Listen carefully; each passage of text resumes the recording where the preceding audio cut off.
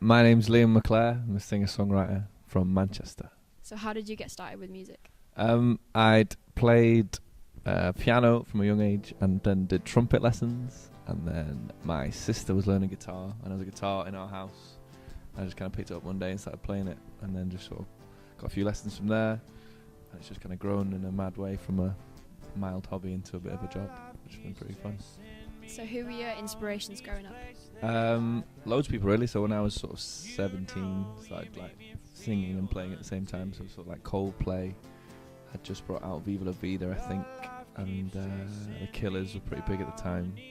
I've always liked Radiohead because my parents are big Radiohead fans, so I listened to them. And then my mum introduced me to kind of Joni Mitchell and Neil Young and the kind of classic singer-songwriters that everyone quotes, but they are brilliant and there's a reason why they do. So yeah, all those kind of people. How have they influenced your songwriting?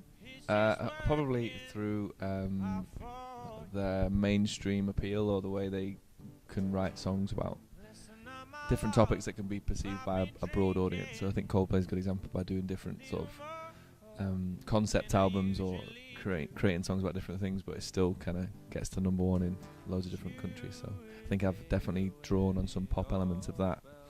And then I like to think my lyrics are some way poetic, but I'm not sure whether they are or not. But that's something I definitely strive for from listening to sort of Neil Young and Joni Mitchell. Just have an amazing way with words, and Bob Dylan too. So I think everything you listen to inspires you in some way, but those people are probably the biggest inspiration. Yeah. Do you remember the first gig you ever played? Yeah, I remember it pretty fondly actually. It was at Winslow High School Christie's concert in 2007, I think. I can't really remember, but I played Say a Little Prayer for You by Ruth Franklin, acoustic to, I don't know how many people there. In my head it was like 200 people, but I think it was about 30 people. But I was very nervous, but it went really well in my head again, just because everyone clapped at the end. I think I was really worried it would be like a stand-up comedy gig for the first time and just be like crickets and tumbleweed, but that was good. So since then I've just sort of played a lot more and really enjoyed it. It's been great. So how does your first gig ever compare to the gig that you've just played last? It's difficult to compare. I definitely have a fondness for the first gig because it was like the biggest sort of elation and euphoria I've ever had performing, because it was something I'd never experienced before.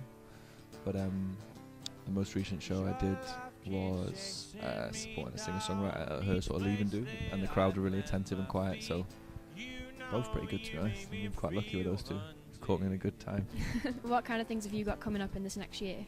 I'm releasing a single called Hunted on the 7th of May. I'm doing a gig at the Deaf Institute to launch that single, and then I'm going on a bit of a UK tour, and then I'm doing some festivals in the summer, so just going to do Kendal Calling on the Isle of Wight as well as touring around the UK, so it's very exciting. It's be good fun. And you mentioned that you just started playing with a band rather than just acoustic. Where did that start? Yeah, so I'd done like this was my third sort of launch night. So I launched an EP called Honey in 2014. I did a band with that because it was like band songs, so I wanted to represent the product as well as I could at the performance. But it's sort of a one-off thing, and then I got a band together this time last year to do some more gigs, and did a few more after I released an EP called Honest. And then the band sort of changed a bit and the lineup's changed, and now it's same setup. It's just a bigger sound really. It just means you can hopefully get people dancing and moving, and it's just that bigger noise just is much more appealing sometimes. So what one piece of advice would you give to your younger self just starting out in music?